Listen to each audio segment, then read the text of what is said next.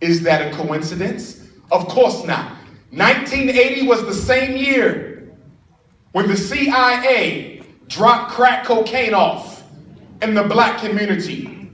And by virtue of eliminating the industrial building trade programs in our comprehensive high schools, many black men were forced to participate in the illegal drug trade, not because they wanted to, but the programs that allowed them to be carpenters and barbers and auto mechanics and plumbers and electricians were removed from the high school. So because there was no more of an industrial base, crack became the economy. Millions of black men sent off to prison for nonviolent drug-related offenses. Millions of black mothers at home left to raise the boys on their own. Because a mother's job is to love. And because a mother's job is to nurture. And because a mother's job is to support. Women don't naturally look to discipline their children. That's not her role. But when the daddy is not there, the discipline begins to lack. And so they created a disease called fatherlessness, and they remixed it into ADHD. All ADHD is fatherlessness. That's why I refer to it as ain't no daddy at home disorder. Fatherlessness, ADHD. So mothers and grandmothers, slow down. Don't let the school dictate to you. I want you to know today that you have a right to say no. Did you know that? You have a right to say no. Did you know that special education was your prerogative?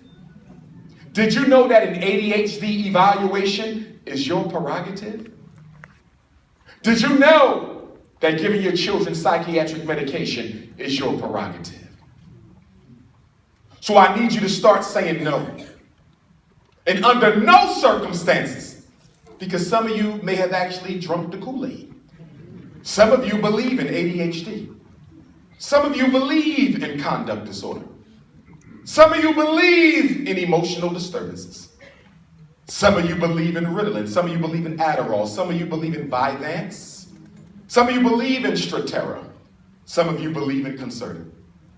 But do me this favor, even if you believe in this Eurocentric nonsense, do not allow a third grader, a second grader, a first grader, a kindergartner, or a preschooler to be evaluated or placed in special ed or evaluated, diagnosed with ADHD, and placed on medication.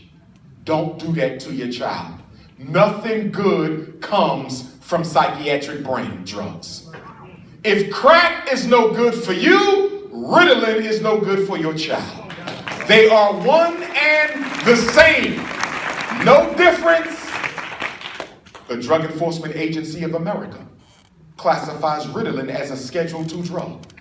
That means Ritalin is just as addictive and dangerous as cocaine and opium. If you don't believe me, go to the library tomorrow. In fact, go to the DEA's website tonight when you get home. Dr. Johnson says something tonight. He said that the Drug Enforcement Agency, which is a branch of the Federal Bureau, a bureau agency, a federal government agency, Dr. Johnson said that the DEA classifies Ritalin in the same category as cocaine and opium. Anything I say tonight, brothers and sisters, do your research.